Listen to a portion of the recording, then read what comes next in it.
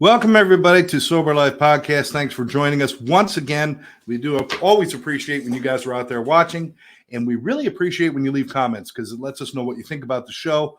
We always read them back, even if you're watching a rerun of the show. But we always read them, and they're always important to us. If you'd like to be a guest on the show, or would you like us to cover a particular topic, let us know in the comments. Also, don't forget to hit the like button. Subscribe to the YouTube channel and share this with your friends. I'm always bringing you somebody different, and that's kind of cool. And there's so many people, so many friends down here. We all tend to work together and like each other. The people that work at the good places tend to like hang out with each other. Some of the people that are at some of the shadier places, we don't even associate with them. They kind of hide in the corners. But this is one of the good guys. His name is Jim Magner. He's the patient advocate over at Sylvia Brafman. And Jim, how long have we known each other now? Gosh, I'd say about 4 or 5 years. 4 or 5 years on and off. Yeah, We've been meeting at different places and stuff. And I've always enjoyed your company. And, tell me a little bit about what you're doing over at Sylvia Brafman. We'll talk about you personally in a little bit. But what are you doing over there? So I'm the patient advocate for the Sylvia Brafman Mental Health Center. I also handle business development. The reason I've entitled the patient advocate is because, the patient experience and the patients themselves are, most near and dear to my heart. Being a former patient in a few treatment centers myself, I want to make sure that when the patients are there, they're getting the right experience. I know patients coming through the doors have a lot of complaints, they're struggling, stuff like that. And I don't like to enable all their behaviors, but when there are things that I can do to make their experience better, I want to make sure that I'm doing it for them. Yeah, because at the end of the day, they deserve good treatment. Sometimes it feels like there's been this kind of thing. Well, they're just addicts. They should be happy with whatever we give them. Right. And that's really a bad attitude, isn't it? Absolutely. Yeah, no. And, with it comes, the patients who come in the doors, they have this mentality sometimes like they're going to prison. I like to tell patients all the time, go to prison and then come back and tell me what you think of treatment. And it's little things like, they come in the door and, they've never been to treatment before. All of a sudden they may have a roommate that they don't get along with, they're not assigned to a cell, so to speak. And so if they come in the door and they're, 20-year-old kid and they got a 46-year-old guy that's snoring all night and doesn't, they just don't get along. Like I can make a quick adjustment where, based off available beds, stuff like that, kind of move them and get them to feel comfortable, take them aside, grab lunch with them, kind of sit back and explain some of my story with them, what I went through, make that connection with them and help them to just settle down and let them know that the sooner they get through this, if they do it the right way, they have the rest of their lives to do whatever they want. And, generally, it, gets good results. And what is the overall, what does Sylvia Brafman do? What are they covering there? So we're a primary mental health center. We're at the PHP level of care. We do offer a dual diagnosis track for those that have struggled with some substances and alcohol, stuff like that. But, on the primary mental health side of things, we're working with schizophrenics, we're working with bipolar, we're working with depression, anxiety, DID, stuff like that. And so they come in the door and have this, they're kind of used to being in hospitals. Where they're in a lockdown facility on the 5th floor, I kind of liken it to they get they're in the nightgowns with the grippy socks, kind of just walking around drooling on themselves. Yeah. We're the complete opposite of that. We're a PHP level of care, so we have a lot more opportunities to get them off site. The men live in one house, the women live in another.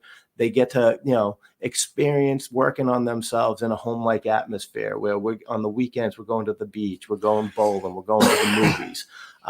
They get to go grocery shopping for themselves. And so they really get the opportunity to, recover in an atmosphere that feels a lot more comfortable than they're used to in those hospitals that, like I said, it's just, you're in a lockdown building where you basically never see the sunlight. It's not really where in my mind, you get to recover. Yeah. And that's kind of the old school with mental health treatment. Right. Kind of addictions and alcoholism and stuff led the way with opening the treatment paradigm where you have the detox, the res, the PHP, IOP, and so on.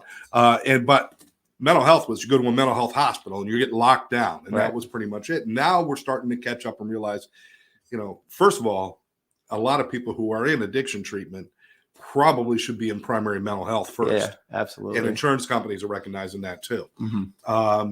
But then that kind of treatment where you're exposing them to the world and you're doing real world stuff instead of just, as long as you're locked up here, we're going to treat you, and then there's nothing beyond that. Right. So the mental health has really come.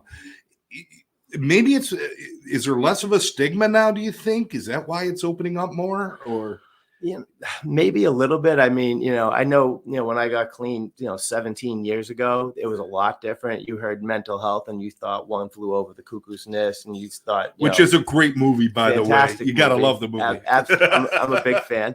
But that's kind of where everyone thought, like, mental health. I mean, it was similar when I was getting clean, as a drug addict who struggled with opiates. It was like, I was looked at as a junkie, when you right.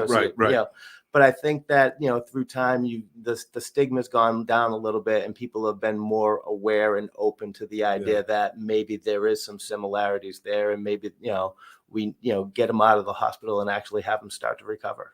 Well, with you 17 years ago, even when you were in treatment, even the mention of mental health was very rare, wasn't it? Right. I mean, just rare. Other than depression and things like that. Right. And that's more like, well, get over yourself and get sober and you won't be depressed anymore. Exactly. Yeah. So the real recognition of that. So thank God. Sylvia Brafman's been around for how long now? We're coming up on 3 years in existence. We do have a veteran staff that has been doing this combined for probably over 100 years. Dr. Seeley has been doing this. Dr. Seeley's been everywhere. Yeah, he's fantastic. I mean, he was, former psychiatrist for the Miami Dolphins. Ben Brafman is our co-founder. That was probably back when they used to win. No, they're doing better now. Won a couple games. They won a few. They won a few.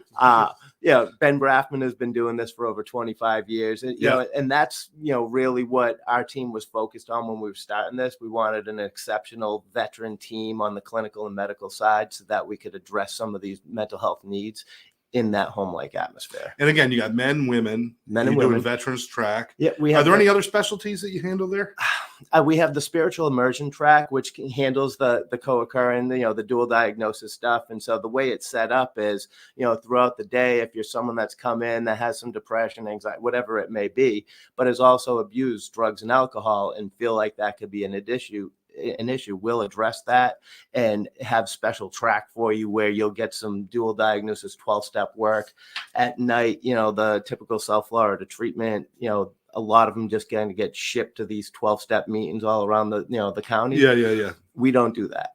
We have it available for those that would like to attend, but it's not forced on them. It's not everybody's the same. Not everybody needs the same thing. Right. And there's a lot of these kids that we're seeing that came in and they've been struggling with some substances. But, as we've started to realize that the mental health stuff really was what drove that. And so for those that are just really, truly primary mental health, we're going to address that. For those that really identify as the addicts and alcoholics, they'll have the opportunity to do some different things as well.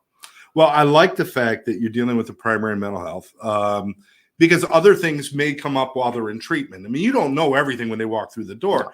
You don't know that addiction, and you don't know that in mental health either, because they've come through, and we only understand a little bit, and a lot of it's based on what the client understands, which could be very little. Yeah. So, and then all of a sudden they're in your treatment for a period of time, and you start to realize, wow, this guy's been like chewing pills to get over, to deal with this. Right.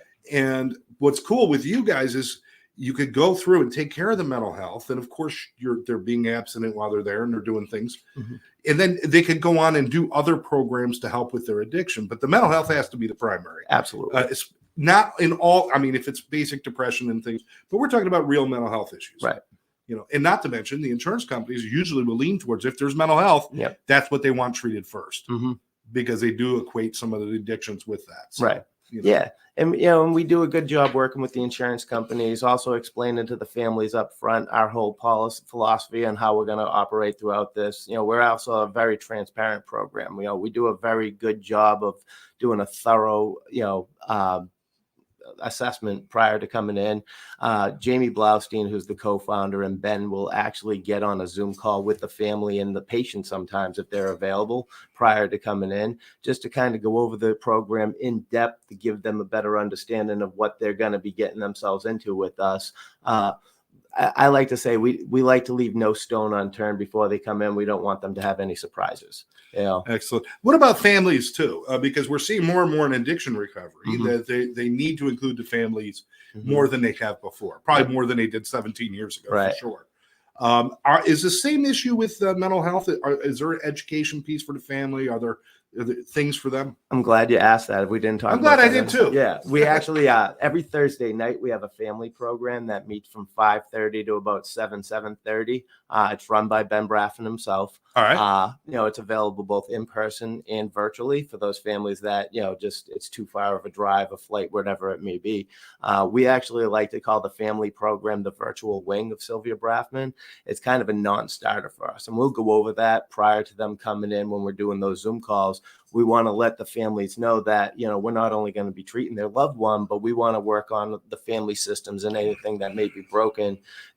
I love it because personally, when I was going through treatment back in the day, my first 2 treatment centers I went to was day 1, you were an addict, day 30, here's your coin and your certificate. And I'd walk back in the door of my parents' house and it was like, oh, that's right. We've had 3 phone calls in the last 30 days and haven't really fixed anything since I was gone. And so, we do a great job on the family piece to get them involved and educate them and help them to understand what's going on throughout. Just the education itself is so important because I imagine a lot of families, when you speak to them and you get contact with them a lot of times too, they're like, we just don't know what to do. We tried everything.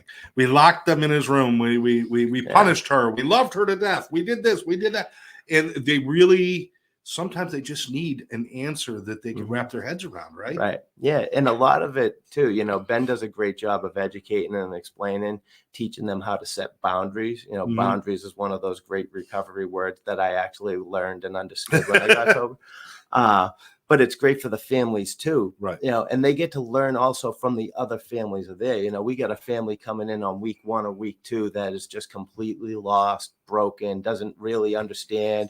They keep hearing people tell them they need to do X, Y, and Z, but don't know how to actually enforce X, Y, and Z.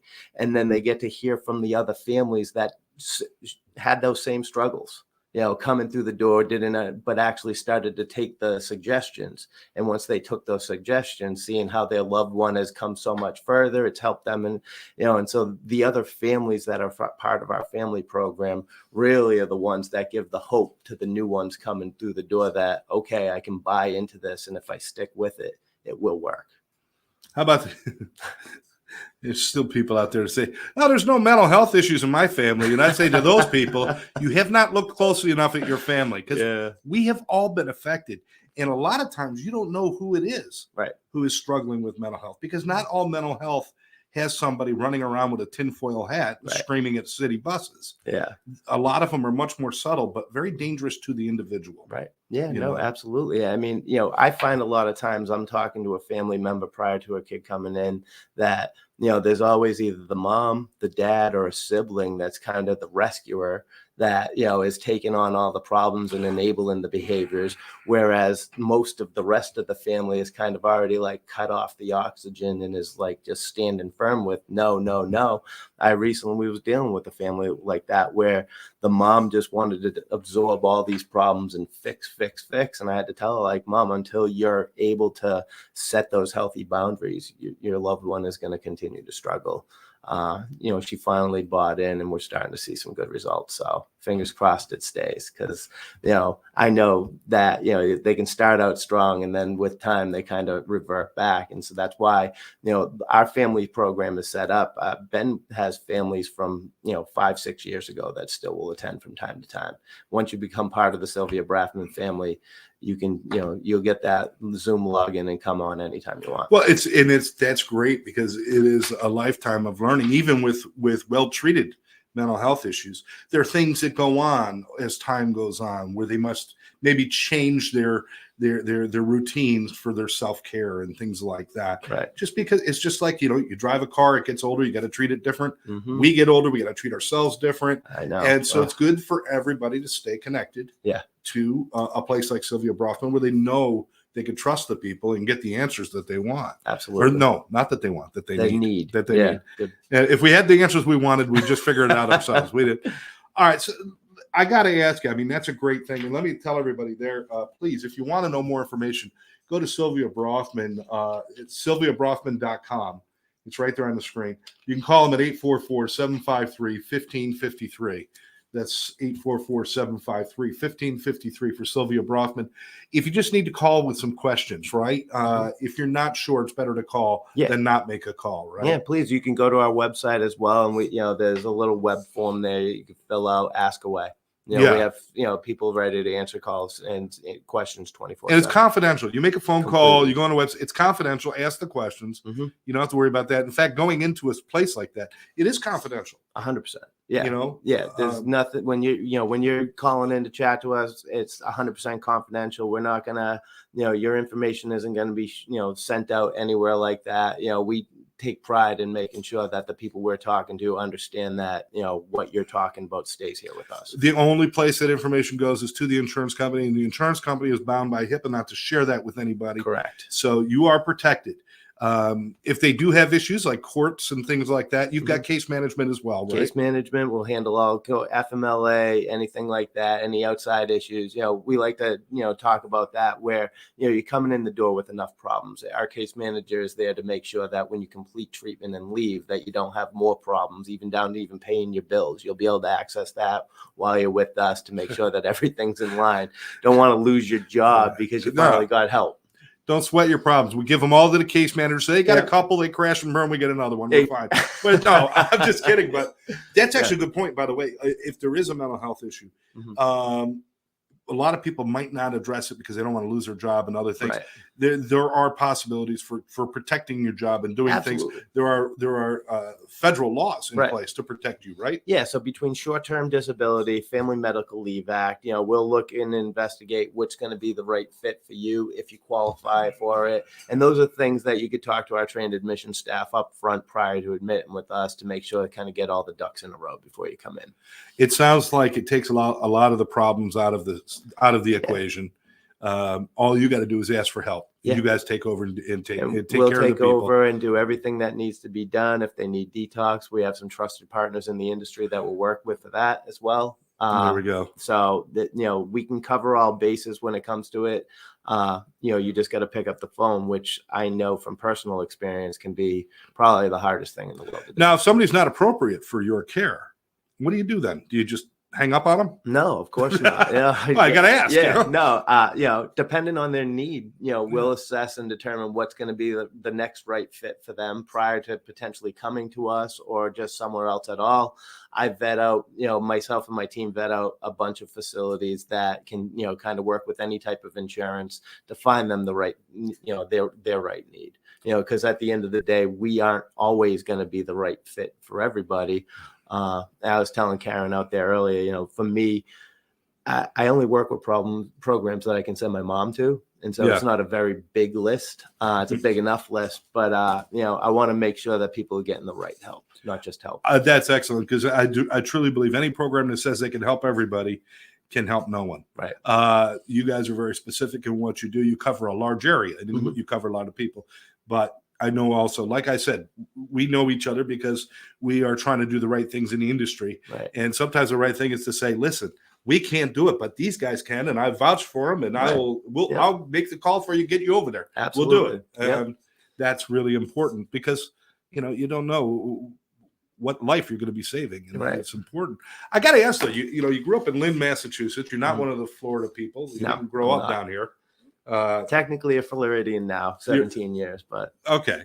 I'm only here about 13. So, but I've been sober 20 years. You've been sober 17 years. Back in Lynn, before you got sober, before everything, I'm sure this was not your dream job and what you planned on doing for the rest of your life. What was young Jimmy? What was he dreaming of being and doing? So young Jimmy, let's see, back in high school, I was student athlete, did very well in school, excelled in sports, stuff like that. There was never any abuse. There was, my parents have been married 46 years. I'm 46. You can do the math. So it says they had to get married. Yeah, that's what it says. But I was just, I was a good kid. I went to college. I had some successes there, and then I started to have some failures. At 20 years old, I had kidney stones for the first time, and got introduced to pain pills. Why? Kidney stones aren't that big a deal. Yeah, no. Just kidding. Just kidding. you know, and I used the kidney stones were kind of the catalyst to kind of making everything really come out to light with all with all my struggles. See, I actually think it's God's punishment for men not having to give birth. So he gives us kidney stones. Yeah, well, I've had about 40 of them. Wow. Yeah. All right. So they introduced you. So you weren't a high school drug user or drinker or big time anyway. No, I was National Honor Society vice president. I was straight A's, just kind of. In the grand scheme of things, you were a late starter compared to most of us out there. Yeah, I was. And it was funny. I dabbled here and there. In high school, I drank a couple beers after a football game, stuff like that, but never anything to get in any kind of trouble. My parents knew, but it was a different world. Did you have any knowledge of addiction and alcoholism or any of those things? Did you have any knowledge of it? I'm the only addict in the family. So it wasn't there. So it wasn't there. I was a DARE graduate from elementary school way back in the day, but I always kind of knew right from wrong when it came to drugs and alcohol, stuff like that. But you never really had it in you or around you or affecting you at all. So there were kids in high school and college that kind of started to do other things, and it was like, yeah, I'm not doing that, and I'm not doing, I'm not going to be no real impact on you, though. No, it wasn't going to be anything that I did, and then so this was nowhere in the realm of possibility that you would end up. No. Absolutely not. And then I just wanted to set the stage for that. Right. Because now you're getting pain pills. Yeah. Now I'm getting pain pills. I'm home, and I start to get into a little bit more of the party scene a little bit, but nothing where I'm like doing hardcore drugs or anything like that. Still trying to do your college work. I'm still doing college work. I'm still, drinking on the weekends, working, stuff like that. And I found that I could do everything eating a couple Vicodin, a Percocet, and so I could kind of just coast through every day. To here, to there. No, I never seemed high. I was able to function. I was able to drive, and no one ever looked at me like I was drooling on myself. And then when the pain pills kind of weren't there for me, I started to deal with some of the withdrawal symptoms I didn't know existed. And I started to deal with some of those cravings that I had no clue were ever going to be a thing. Now, that's really an important point here because, again, you don't have a baseline knowledge of anything other than just seeing a few people go off the deep end. You had a doctor who gave you addictive pills. Mm-hmm. He never told you what was going to happen to you when the pills ended. When I met him, he was an old school doctor. He passed away years ago. He was a great guy, but I met him for the first time when I got diagnosed with the kidney stones, and he was like, "Take these and drink a lot of beer. That will help you pee."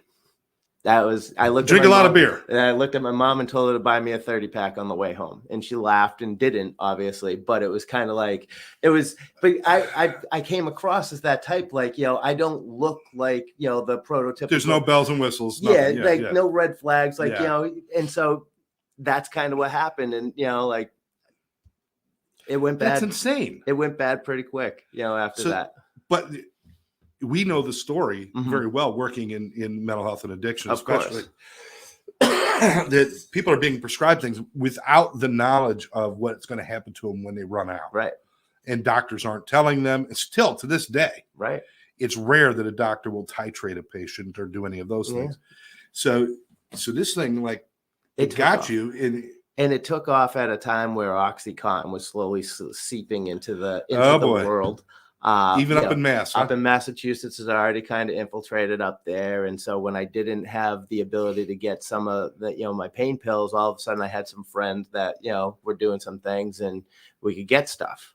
And again, I'm not thinking I'm an addict at this point. I'm thinking I can stop at any time. In reality, I can't. I ended up checking myself into my first rehab at 22 years old.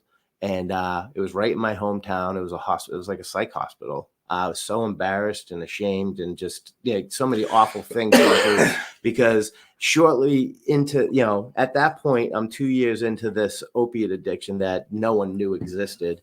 What precipitated you getting help, though? Did an incident happen? Yes, a lot of incidents were happening. Oh, okay. Yeah, right. So it's a combination. The combination of things were happening. My family was starting to catch on. I was making good money, but never had any money. Money was starting to get missing in the house. The addict things that, addicts do started showing up. And there were a lot of, I was able to, disguise it for a long time based on a lifetime of it couldn't be me because of who I was and how I presented and everything else. And So it was always like just head scratching, like whatever. And then it just got to a point like I was at my job. I was working at General Electric at the time. And I had a friend who went to rehab and we were best friends. And so he had just, gotten out of rehab shortly before that. He got out and was already using. It started to get to the point where I was like, man, I need to get help. I was too embarrassed and ashamed to go to my family, even though there was nothing they wouldn't do for me. I just didn't even know how to like say help, you know what I mean? Yeah. And so I checked myself in and it was, okay, I'm in here to do all the right things. 30 days at the, by the 30th day, the owner at one point had, a girl had asked in one of the classes one day to the owner, it's, there's a statistic that like only 1 in 20 will make it out of rehab and stay clean. If that's the case, there's only one of us that's going to stay clean. Who would it be?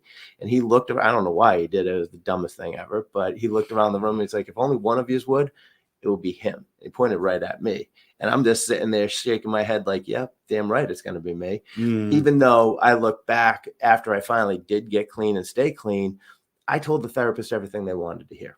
Yep, I'm an addict. I'm an alcoholic. I'm going to go to AA. I'm going to get a sponsor. I'm going to work steps and all this. And in my head, I'm like, these people are idiots. I don't have a problem like they have a problem. I just need to stop doing this pill. And that's where I was at with it. Right. I came home, saw my parents, and they're like, are you better now? I'm like, yeah, I'm better.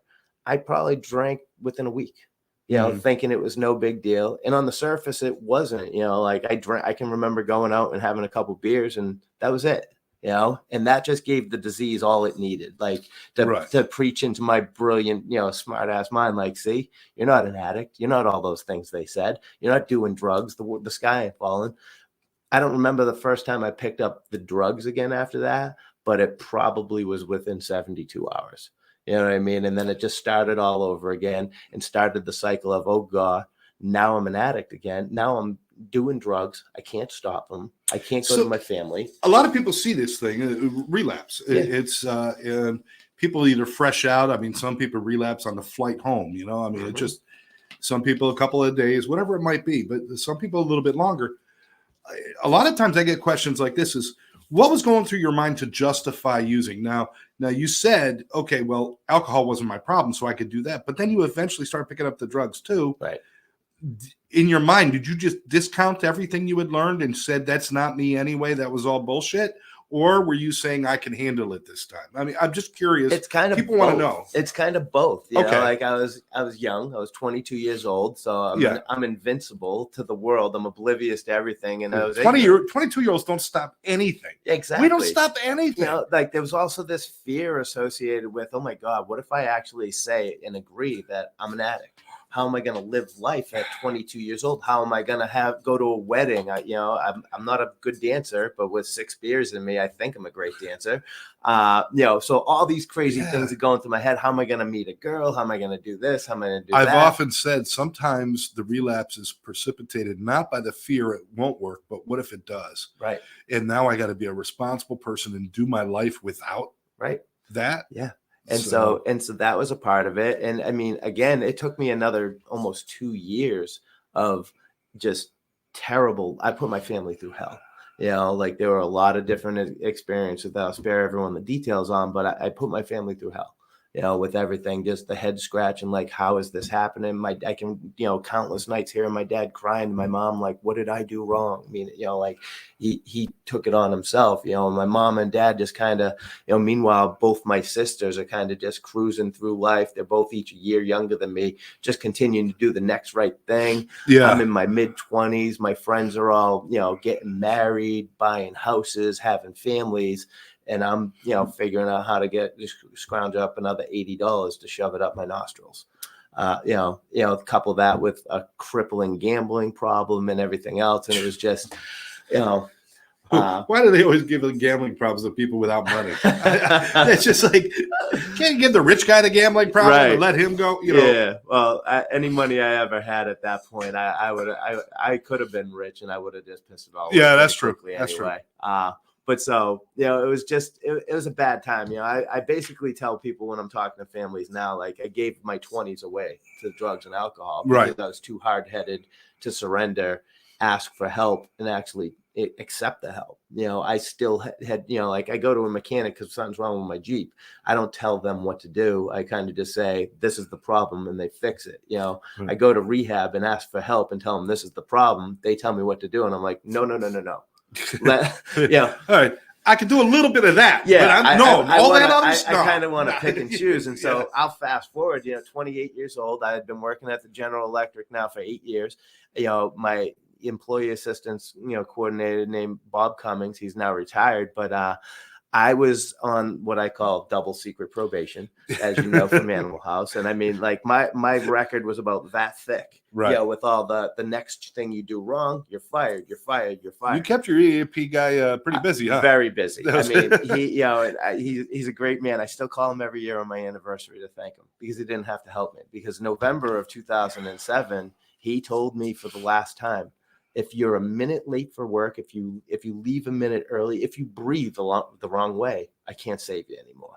And I heard him, but I was still struggling. Like he couldn't figure out how I was still getting high and passing drug tests, which was a whole, they weren't testing for OxyContin back then. Oh, okay. I found that out when I got to detox. But so I ended up, I was sick. I had no money. I was like negative $2,000 in my bank. I needed drugs to function. And I didn't have any. And so I didn't show up for work and I knew I was getting fired. And so I kind of just took off. I got as far as Connecticut, running away from home at 28, if you can, which is weird in and of itself. And I was like, it dawned on me, like, where am I going? What am I doing? And so I can remember I called him one last time and I was like, Bob, I know I'm fired. I don't care. I was like, I'm ready to drive my car off a bridge right now because I just don't know how to live anymore. I don't want to use, but I was like, please, if you can help me one last time, I'll make it work. And he said, give me an hour. I'll see what I can do. And I couldn't wait an hour. So at 57 minutes, I couldn't wait another second longer. And I called him and he told me that he was sending me down to Florida for a different type of treatment. He's like, I'm going to give you this chance. You're not going to be fired today. The day you walk out of that treatment center, you will get a termination letter. I said, thank you. And I got to the airport and I got flown down here. And the day I left treatment 5 months later, I did get that termination letter, but I had the foundation and I walked in the door of that treatment center and literally took every suggestion. I can remember telling my therapist, I was like, if you tell me to stand in the corner naked and it'll keep me clean, I'll do it. He's like, you don't have to get naked. You don't have to stand on your head. In fact, we don't encourage that at all. Not at all. Just listen.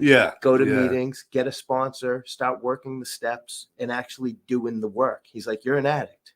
I don't care what anyone else has ever told you. You're an addict. Once you can accept that and stop worrying about everything else, everything will fall into place. And it has. It was that simple, but because it's a simple program and we're complicated and I can mess up the most simplest of things, it took me, my entire 20s to kind of accept that and kind of be okay with it, There's a lot of great treatment centers in Florida. There's some that aren't so good. Yeah, but absolutely. Do your research. Even with Sylvia Brafman, do your research. People research buying a new car longer than they research where they're going to send their kid to save their life. Right. Do the research, call people, talk to people.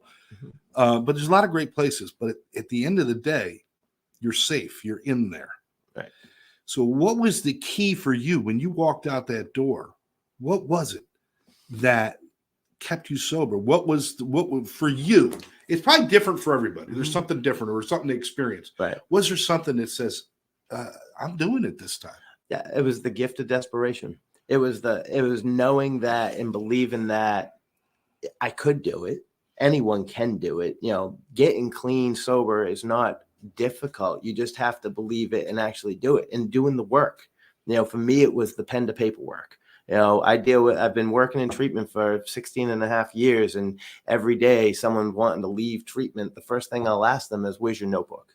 What are you actually doing? A lot of times the people that are struggling while they're in treatment are the ones that are just kind of taking up space and not doing anything. Like I had multiple notebooks filled with stuff that I was writing down. I was really taking that time to do the work.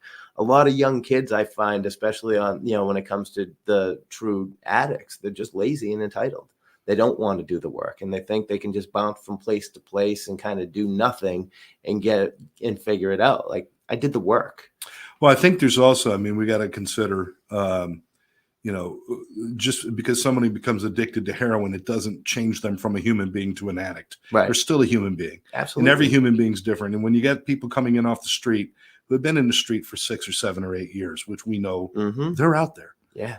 And they come in and whether they want to or not, they are not capable of putting pen to paper and keeping thought. So it's really up to us in the industry to guide them and teach them and to walk the path in front of them. Yeah. It's like you got to come in here, our treatment center. You have to respect everybody. Who teaches them how to do that? Yeah. You need a staff that does it in front of them so they can learn. Yeah, and so how important is that to have the staff walk in the way and do it all? Most of our staff is in recovery themselves. There are plenty that aren't. It's not a requirement, obviously, but it doesn't have to be a requirement to show people a good way. But they also, like we're all about that customer service, gentle touch with them. It's not a drill sergeant program where people are coming in, sit up straight, and eyes on me, bucko, or you're out. It's like we come from a place of love and compassion. Most of us have sat where they're sitting right now. That's one of my main responsibilities on a daily basis is I'll sit down with a guy or a girl and kind of try and connect with them, see where they're at, what's going on with them, not my story, not their with them. Exactly. And start to just ask questions. What are they looking for out of life? Where have they been? What's worked for them in the past? What hasn't worked for them? Like, let us figure out how to connect with you. Trying to stuff that square peg into the round hole doesn't. We're not going to beat them with a hammer to make it work. I like to say, we'll turn that round hole more into a square that kind of fits everyone into it with time and just, connecting with them, inspiring and giving them hope for what they want to do with their lives. That's exactly why I asked you, what grabbed you when you got out and kept you on the right path. Because each person is going to be something a little bit different. Right. For some people, it's just developing friendships and saying, wow, I got this group of people, and that's so cool. Or for some people, it is that maybe freedom from that desperation, just a moment where you can breathe and feel like you're not coming apart. Exactly. For me, it was my kids, and when I walked out, I said, I owe it to them to be the best dad ever. And then it quickly became, well, to be the best dad, I got to be the best person, so I got to take care of me, and it all. So we all have our different anchors and stuff. Yep. But it's important for treatment centers and places to identify that for each person. Right. We all can't get sober for the exact same reasons. It doesn't work. No, absolutely not. That's, so I really appreciate that you went through. Now you decided almost right away, we're going over. I don't care. This is good stuff. You're not in a hurry, are you? No. Okay, good. People sit down, get another cup of coffee. You decided almost right away to go into treatment and help people because you're saying you worked in treatment for 16 and a half years. You've been sober 17. Right. So that gave you 6 months to figure out what the hell you wanted to do with your life. Basically. Yeah. Why did you decide to do that? Well, I mean, when I look back through, my younger years, I always loved helping people. I loved coaching. I was a big brother. I was a lot of different things where I was helping people. Is that like a family thing that you guys are kind of teach each other? You help? Not necessarily. It was just what I was always good at. Okay. When it was time for me to pick college, I was going to business school to become a CEO and envisioned, brokering $1 million deals on the golf course, smoking cigars on Friday. Because why go to college to be broke? Right. All things the same. If I could go back, I would have probably been a teacher and a coach and done things because it was aligned with my personality. God kind of, sent me in a direction, I like to say, to, kind of align what, put me where I'm supposed to be. And so shortly after I got out of treatment, there was a new treatment center opening, and the owner knew me personally and gave me a shot. He let me be a third shift overnight tech, which consisted of checking on 6 patients to make sure they were in their beds, and then just, keeping the place clean throughout the night. That actually is, I consider that the most important role. Absolutely. Is that overnight tech. Because amazingly, people don't like AMAing at noon when the clinical director's there. They like to AMA at 2 a.m., don't they? But so you could be the only one, right?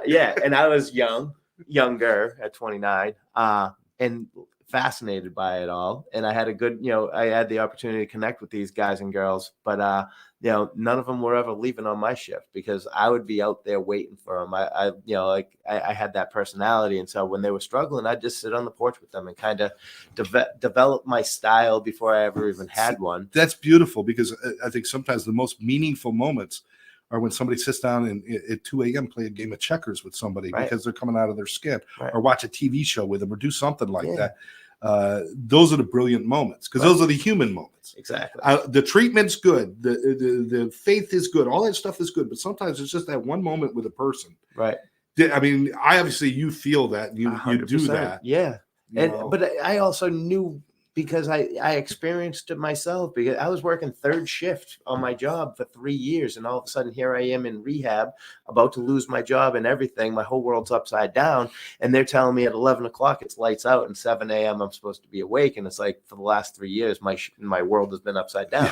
So it took me a little while to kind of fall asleep. And so I was fortunate enough to be in a program where the people understood that and would just be there with me. And like, I wasn't abusing it, but I could go out there and kind of just shoot, talk with them for a minute, explain where I'm at, and give me that moment of hope that kind of cleared my head to allow me to go back to sleep, and then wake up in the morning. And even though I was tired, like, fight my way through the day. I was taught real early, like, you'll be tired for a couple of days, and then you'll fall asleep, and then your sleep schedule will change, and just, and so I just liken it to being human. Exactly. When you're someone that's craving something, and you just need someone to just listen to you and like understand, like I don't think it's some special skill to be human and listen. And but it requires enough caring to do it. Yeah, it's not a skill. Everybody's got it in you. But a lot of people won't take the time to do it because they don't value it enough. You know the value of it because people gave that to you. When I also came from a family that never gave up on me. When the whole world was telling my parents to kick me out, do this, do that. I know my dad right now would jump in front of a train to give me 5 more minutes of life if it was gonna better our life. And so I took those family values that I always had, incorporated them to my own skill set, and and I try and give back. Like, what was their reaction when you went in, when it got real bad and you lost the job? You're losing your job. You're going in. Were they scared? Were they angry? Where were they at? Scared, angry, looking in the mirror, trying to figure out what they did wrong. They had 2 daughters that are also excelling. I was the one that was the golden child and supposed to be able to, do it all. And so there was a lot of, my dad looking at himself. What did he do wrong? My dad's an old school dad. I love him dearly. We have a great relationship. He wanted me to come right back home and, live in his house and, don't worry about anything. We'll take care of everything. I was fortunate enough to have enough insight. Like, no, I have to stay down here. I have to do this for myself. I have to learn how to kind of like cut off that enabling that I know I can take full advantage of, that quickly is going to turn into, everyone kind of turning the other cheek, just whatever, he's okay. And learn to stand up and be a man on my own. And, there was, I can remember going to a wedding with about 13 months sober and sitting there with my dad, and he's got a couple beers in him, and he's like, how are you able to have fun? I'm like, what do you mean? I'm like, I'm having fun. He's like, yeah, but not as much fun if you were drinking. And I was like, Dad, I love you, but this is the best thing that ever happened to me. I was like, me sitting here having a couple drinks with you right now, the only thing that's going to happen is it's going to open up Pandora's box to everything else. It's just not worth it. I'm okay with identifying as an addict and an alcoholic, and with time, as he started to see that I was okay with it, working steps and kind of making some amends, stuff like that, he became okay with it. It's just, like he just didn't, no parent wants their kid to Well, say, I went through the same thing with my father, because my father and I, we used to sit and have scotch together every once in a while. Right. And what he didn't see was when I left his house, it was only a 40-minute drive, but I'd hit 4 bars on the way home. Right. And he didn't see that part. No. And he once in a while saw me at my worst, but most of the time he didn't, because I didn't allow him to see that. And we were separated. So he's like, he couldn't understand. He's like, well, so we can't sit and have a scotch and a cigar anymore together. Right. I'm like, well, I'll have the cigar with you. Yeah, and just a club soda. But but it just doesn't. I told him I drink alcohol-free scotch now. It's called water. Yes. It's water. You take the alcohol out, all you got is water. So but after time, he started to trust me and believe in me. Yeah. We were even at a wedding one time, and he was with the group getting drunk over there, and I was sitting at the table with sober people, and he had to use the restroom. He went and he put his scotch right in front of me, and he says, I'm putting it here because I know it's the safest place in this building. Yes. And for some reason, I felt really honored by that. It's Yeah. like, you know who I am now. Right. You know I'm not the one who's ever going to drink that. Yeah, that's and great. that was a beautiful That moment. is a beautiful thing. I have to ask you before we end, because Jim, you're fantastic. I love your story. I love what you do. You're married, 2 kids. Yes. Your wife, is she somebody in recovery, or is she somebody? She's not. So how? I guess a lot of people wonder about that. Is building a relationship. But when did you meet her? How long were you sober? So I was when I originally met her, I was only about 2 years sober, and then I was a serial dater in the rooms for a long time, in and out of the rooms, I should say. Captain Crunch, Rice Krispies. He did a lot of cereal. Like I put down the drugs, and I started to do other things. I worked a lot of steps and did a lot of work on myself. But me and my wife reconnected back in, and I'm sorry if I'm saying the year wrong, babe. It was either 2013 or 2014. I know we've been married almost 8 years, coming up in July. Jim, write that shit down. It's going to get you in a lot of trouble one day. The years kind of all just melt together. But so my wife she's born and raised down here. She ended up moving up. She was at Penn State up in Pennsylvania. Yeah. And every year for Thanksgiving, I fly home, see my family, and they're always, "Oh, you ever going to bring a girl home? You ever going to, And I'm like, I'm dating. So after dinner, I'm sitting on the couch watching football with my dad, and I go on Instagram, and my wife had posted, she wasn't even my girlfriend then, this fantastic spread she had made for her and her friends, Thanksgiving dinner and all that. And I can remember thinking, like, man, this girl was always perfect in every way. If only I could just get out of my own way and kind of be ready to settle down. And so I messaged her one more time, for the millionth time, I should say. And she replied. And so we started just talking and texting, because we were thousands of miles away. And so for the first time in the years we've known each other, all we could be was friends. And we built this great relationship for the first time, where there was nothing physical about it. And it was just getting to know each other. That spring, she ended up making the decision to fly back down to Florida, to move back down to Florida to finish school online. I flew up there at the end of May. We made the drive down together. It was my favorite road trip I've ever taken. And we've been together ever since. You didn't stop at south of the border, did you? We did. You did? Of course we did. I've never stopped there. It looks like a Quentin Tarantino movie ready to happen, right? Yeah, I still have this cool Walmart shirt from 4th of July that I wear every year on 4th of July. She rolls her eyes. But we've been together ever since. That's fantastic. Got married and had our first son in 2016. 2 years later, our daughter Kennedy graced us with her presence. But now you're sober for a period of time, and like you said, you dated, and which is actually, I encourage people to do that. Right. Date. Go on a couple of dates. Don't fall in love with the first person who says hi to you. Right. Go on dates, not necessarily serial dating. Right. Go out and learn how to enjoy people's company, and go out and learn how to be friends and do that stuff. And then the real relationships will follow as it did with you. The funny thing is, like, you talk about like her not being in recovery versus me being in recovery. We knew each other long enough at that point and had plenty of conversations about it that it was never really going to be an issue. Well, that was the question I was going to ask is, do you share all that with her? Everything. Are you an open book with your kids as well, or will you be? Depends on how old they are. Yeah, they're 8. They're going to be 8 and 6. So when they get older, I'll share with them. Just right now, it's just Daddy doesn't drink. Right, and as they get older, they're going to dabble and probably do stuff, and I'll be there with a watchful eye to kind of reel them in. But we'll have those. I'm not ready for those conversations. Well, no, not yet. Yeah, but with my wife, I learned early on. I mean, my family, my dad would always, be my open book in public if needed be, before I got clean. And then, I learned from my sponsor, and there's nothing I've done so bad that other people haven't done. So I've always felt like the more honest I can be about my recovery, the easier it is to not have to worry about, there are certain details that I'm not going to share with certain people. But certainly. But but my wife knows it all. Overall, I was a little bit of a thief. I was a little bit I did this, I did that. The thing is, those secrets are the ones that'll keep dragging you backwards. Yeah, exactly. So in all the darkness in our past, it shrinks in the light of day. So bring it out. It's my favorite. Bring it out. I think it's fantastic, and I wish you and your wife and your kids, all the luck in the world. And you don't need luck when you have faith and you're moving forward and you're doing the next right thing and helping people. Right. And we appreciate that too. Once again, I want to remind everybody, check out Sylvia Brafman if you want to meet more people like Jim Magner here.